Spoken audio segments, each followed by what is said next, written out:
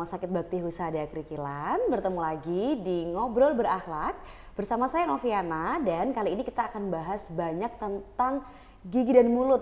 Spesial kita akan bersama dengan dokter spesialis ortodonti Rumah Sakit Umum Bakti Husada. Kenalan dulu yuk. Halo Dokter Iyanda, boleh kenalan dulu nih dok sama perwira IHC Rumah Sakit Bakti Husada. Assalamualaikum warahmatullahi wabarakatuh, perwira IHC. Kenalkan, saya Dr. Gigi Iyanda Femala, spesialis ortodonti. Ya, jadi Dokter Gigi Iyanda ini adalah dokter spesialis ortodonti yang ada di Rumah Sakit Umum Bakti Husada Krikilan, Banyuwangi ini. Nah, ortodonti ini ya dok, sebenarnya teman-teman masih agak bingung ya. Ortodonti ini mencakup apa sih dok? Dokter apa sih sebenarnya selain dokter gigi? Boleh jelasin nggak dok ini dok? Oke, jadi dokter gigi spesialis ortodonti itu atau ortodontis ya dokter gigi yang khusus menangani ortodonti. Jadi ortodonti itu adalah ilmu yang merawat gigi yang kurang rapi. Jadi merapikan gigi. Nah, itu adalah ilmu ortodonti. Jadi ya dokter gigi ortodontis ya spesial atau ahlinya menangani gigi-gigi yang kurang rapi. Oh gitu. Nah, selain gigi yang kurang rapi nih, perawatan apa aja dok yang bisa dilakukan di dokter gigi spesialis ortodonti ini dok? Perawatan yang dilakukan adalah perawatan kawat gigi. Jadi kawat gigi itu ada kawat gigi lepasan atau kawat gigi cekat yang kita biasa tahu itu sebagai behel gitu ya. Kalau kawat gigi lepasan itu di pasien pada anak-anak, kalau kawat gigi cekat itu pasien yang sudah dewasa atau giginya sudah dewasa, permanen semua. Dan peranti fungsional itu yang saya kerjakan. Oh oke, jadi bisa perawatan pemasangan behel juga ya dok ya di dokter Iyanda ini. Nah, prosedurnya gimana sih dok untuk kita mau pemasangan behel itu? Bisa jelasin nggak dok dari awal apa pemeriksaannya atau harus ngapain dulu? Itu kayak gimana nih dok? Jadi ini untuk perwira IHC yang bingung nih, sebenarnya saya harus ke dokter mana? Terus gigi yang seperti apa nih yang harus dirawat gitu. Jadi kalau mau datang ke ortodontis atau ke saya memang jadi dilihat giginya itu yang berdesakan atau berantakan, atau giginya itu yang maju, yang rahang atasnya maju, atau biasa kita bilang itu tonggos gitu ya. Terus atau yang rahang bawahnya lebih maju. Terus ada juga jadi nggak hanya yang tumpang tindih, tapi yang renggang-renggang juga. Jadi yang gigi renggang-renggang, terus yang maju, tumpang tindih, yang gigitannya dalam, terlalu dalam ke bawah, atau malah yang buka gitu. Nah, itu bisa dikonsultasikan ke saya gitu. Jadi kalau pada mau ke sini, itu konsultasi dulu awalnya. Jadi nggak datang langsung pasang behel, enggak, tapi konsultasi dulu, ketemu dulu, nanti kita jelaskan nanti rencana perawatannya seperti apa.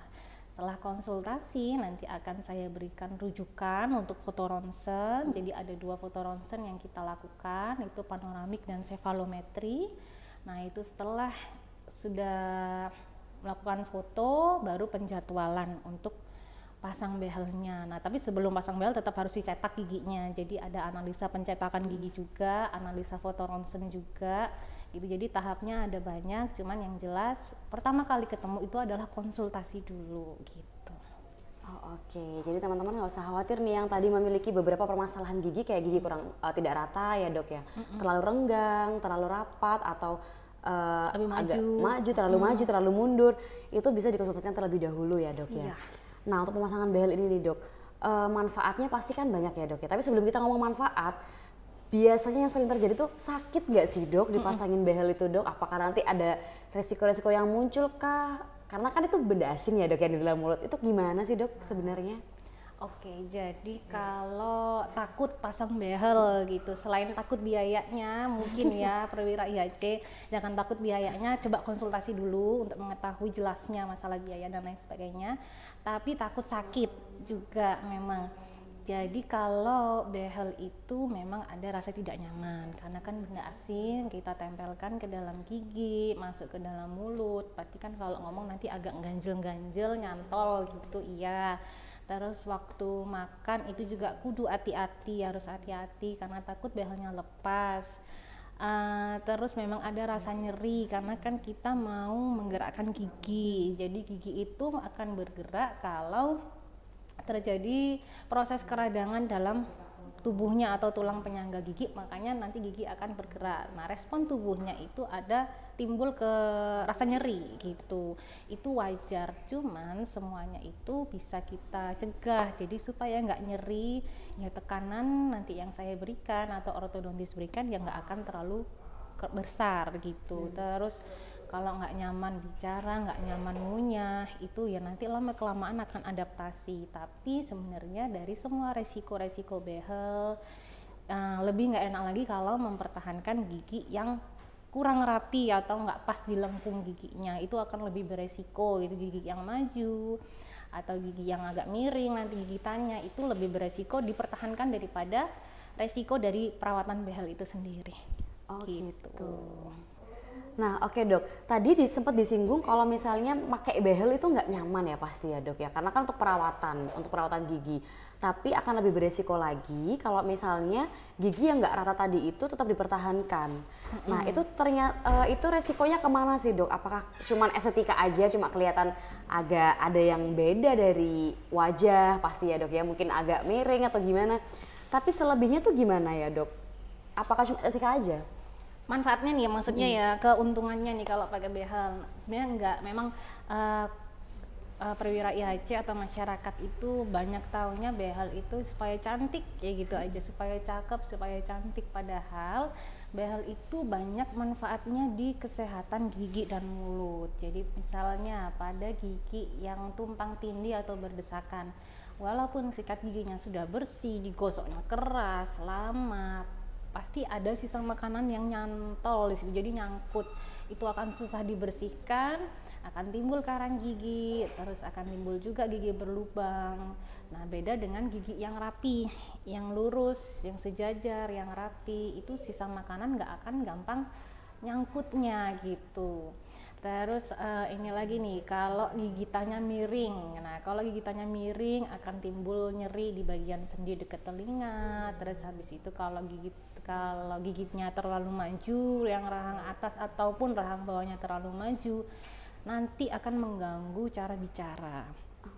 Oh begini kita ngomong, jadi misalnya kita ngomong beberapa huruf B atau V, P, itu pada gigi yang rahang atasnya lebih maju itu akan kesulitan gitu, akan kesulitan mengucapkan suatu kata atau kalimat. Nah, kalau pada gigi yang normal, yang rapi, itu yang ngomongnya akan lancar aja. Terus pada manfaat di pengunyahan, kalau giginya itu nggak rapi, misalnya rahang bawahnya lebih keluar daripada rahang atas, ya nggak enak, ngunyahnya tetap nggak enak. Jadi di manfaat kesehatan, pengunyahan, kebersihan gigi dan mulut, menghindari lubang, karang gigi itu akan didapatkan dari perawatan behel gitu. Oke, ternyata manfaatnya banyak sekali ya. Jadi dengan dari kesehatan juga, estetika juga, dan itu kalau semuanya sudah kita dapatkan manfaatnya, pasti akan meningkatkan kualitas hidup juga gitu ya dok ya.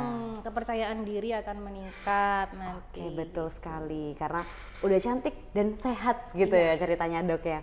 Nah, setelah perawatan behel nih dok, biasanya kan setahun, 2 tahun, butuh beberapa waktu untuk perawatan behel dalam jangka waktu tertentu. Nah, setelah lepas behel, apakah itu akan selamanya tetap kayak gitu nih dok, bentuk giginya sudah rapi kayak gitu, ataukah mungkin nanti ada potensi untuk bergerak lagi kah, atau akan kembali seperti semula kah, atau gimana dok?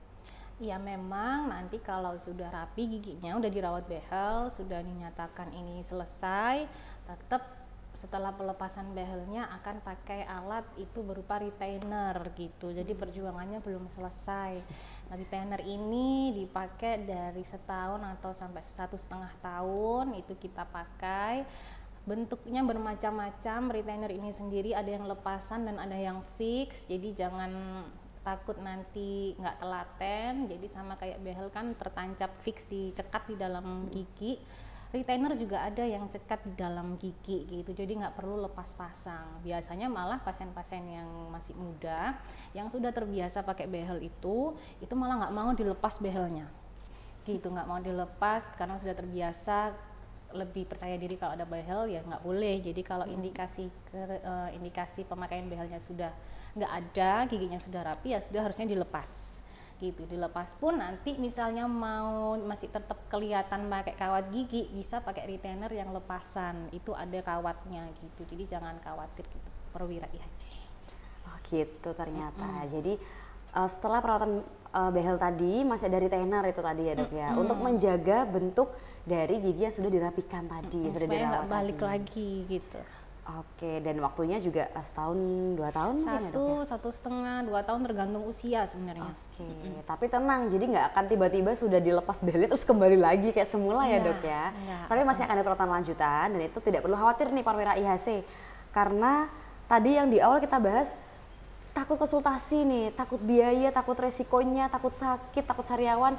Nah, di Rumah Sakit Bakti Husada ini kita ada program angsuran untuk teman-teman yang ingin merawat giginya. Jadi itu tadi, memang mungkin perlu perawatan ekstra ya dok ya, tapi manfaatnya akan lebih banyak untuk kesehatan, untuk estetika, seperti itu. Dan untuk berkunjung jangan takut, konsultasi aja ke dokter Iyanda.